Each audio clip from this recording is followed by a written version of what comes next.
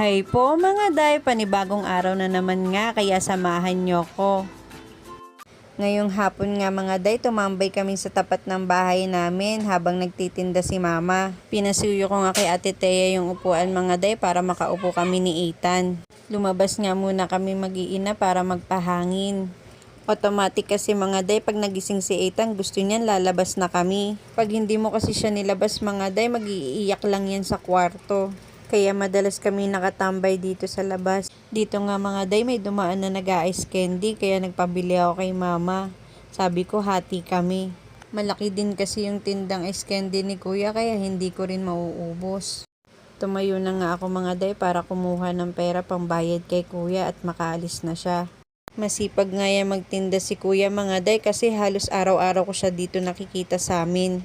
Masarap yung ice candy tinitinda niya mga day, kaya kapag masasalubong niyo si kuya, bilhan niyo siya. Ako na nagsasabi sa inyo mga day, hindi kayo magsisisi. Tapos nga nun mga day, may dumating bulilit dito sa gilid ko mga day at nanghingi ng ice candy. Hindi pa nga nakontento, lumipat pa kay mama. Masarap din magtambay-tambay dito mga day kasi mabubusog ka talaga. Puro pagkain kasi yung mga nasapan mo mga day, sino bang hindi matatakam? Naluto na nga yung price na binigay ng kapatid ko mga day, nilibre niya kasi ako dahil bonus niya. Kaya for the lamon ang inday nyo mga day. Natatakam nga si Ethan mga day habang kumakain ako, bawal naman sa kanya yung mga yan. Kaya sinasabayan niya na lang akong umuya mga day. Kinuwanan ko na nga si Ethan ng pagkain niya mga day para makakain na siya. Naupo na nga ako mga day at sinimulan ko ng subuan siya. Habang sinusubuan ko nga si Ethan mga day, ayan may nangialam ng camera ko. Gusto niyo daw makita sa vlog ko. Natatawa nga ako dyan mga day kasi sabi ko sa kanila isasama ko yun sa video ko.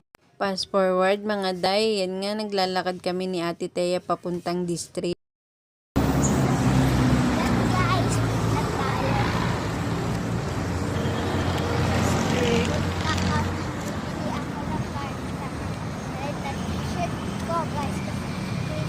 Gahanap kami na yan guys, follow nyo pala si mama, supportahan nyo po siya.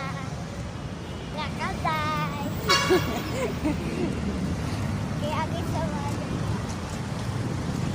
diba? For the vlog ang Ate Thea ko. At yan na nga mga day, nakarating na nga kami sa district. Nung papasok na nga kami mga may babaeng nakatingin sa amin. Biniro ko nga si Ate Thea dyan. Sabi ko baka followers namin. At yan nga day, nakapasok na nga kami ni Ate Thea sa loob.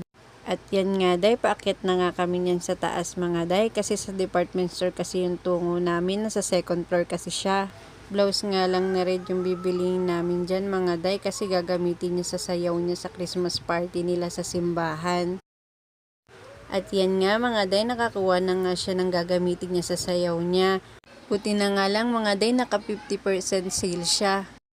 At pagkatapos nga namin bumili mga day, uuwi na din kami. Nakabili na nga din ako ng mga sapatos nila mga day kasi naka buy one take one. Patipid na rin ako mga day kasi kung bibiliin mo siya ng isa, nasa 900 yung presyo niya.